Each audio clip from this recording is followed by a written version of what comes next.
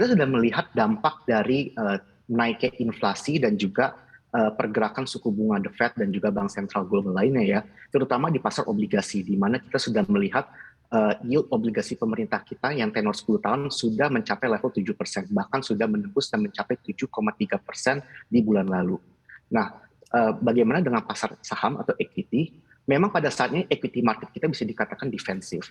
Resikonya di mana? Apabila inflasi kita terus naik dan naiknya mungkin terlalu kencang, ini akan berdampak ke purchasing power masyarakat kita. Nah, kalau purchasing power kita sudah terkena, apalagi saat ini Indonesia sedang dalam proses pemulihan ekonomi pasca pandemi ya, maka kalangan terutama yang menengah ke bawah ini akan tertekan, konsumsi tertekan, maka ini dapat berdampak ke pertumbuhan ekonomi. Dan pertumbuhan ekonomi ini adalah directly impacted ke equity market kita. Maka dari itu emang harus kita perhatikan kemana.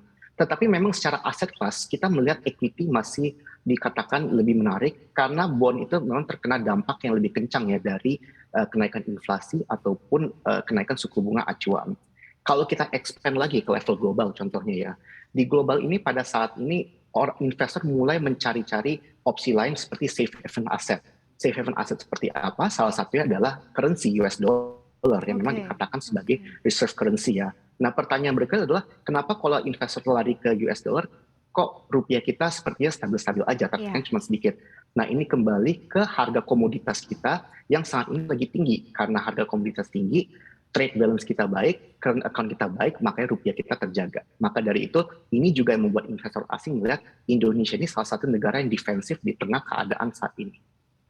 Kalau dari MI sendiri melihat nanti semester 2 akan seperti apa? Kalau tadi kan mungkin poin-poin yang dilihat dari sisi investor ya. Kalau MI melihatnya akan seperti apa? Apa yang mungkin akan lebih banyak dialokasikan nih nanti di semester 2 2022 ini nih Pak Rizky? Kami akan menyesuaikan, karena market itu kan selalu dynamic ya, ada naiknya ada turunnya. Kalau kita melihat sekarang mungkin obligasi tertekan karena isu inflasi dan suku bunga, tapi kita tidak tahu apakah dalam beberapa bulan ke depan kita sudah melihat inflasinya sudah mulai peaking dan ini akan berubah arah dan obligasinya akan mulai naik. Jadi kita akan menyesuaikan strategi kita sebagai MI sesuai dengan keadaan pasar. Tetapi selama inflasi masih trending up, selama kita melihat memang valuasi Indonesia pasar sahamnya masih menarik, kita melihat pertumbuhan ekonomi masih tidak terganggu, kita perlu melihat berikutnya kan data second quarter GDP akan keluar mungkin di kisaran bulan Juli atau Agustus nanti. Kita ekspektasikan pertumbuhan GDP second quarter ini akan cukup baik, terdorong oleh faktor lebaran dan juga harga komoditas yang tinggi. Dan ini bisa terus menjadi pemacu untuk pasar saham kita. Dan ini membuat aset ekuitas masih menarik dibandingkan pasar obligasi. Namun demikian, market is dynamic, kita terus harus memperhatikan apakah ini akan berubah di beberapa bulan ke depan juga.